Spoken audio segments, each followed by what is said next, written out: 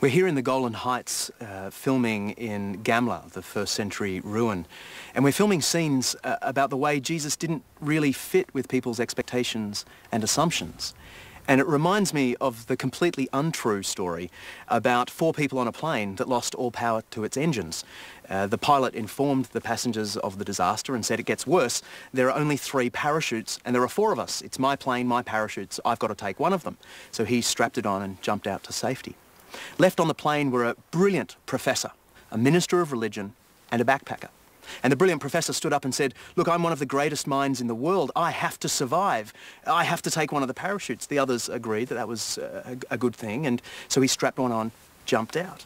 The minister started to explain to the backpacker that he'd lived a long life, that he knew where he was going when he died, so the backpacker should take the last parachute. The backpacker stopped him and said, "No, it's okay. That brilliant professor, he just jumped out with my backpack strapped on." Now, it's completely untrue, but it illustrates something that is true.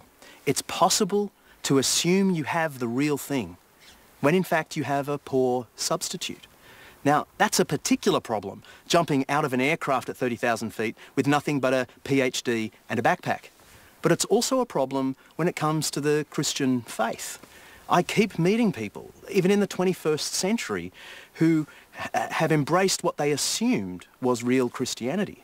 But when we get talking, even they admit that it's not the real thing. They embraced a poor substitute. Conversely, I meet plenty of people, particularly at the moment, who have rejected what they assumed was real Christianity. And you get talking, and it turns out they rejected really just a poor substitute.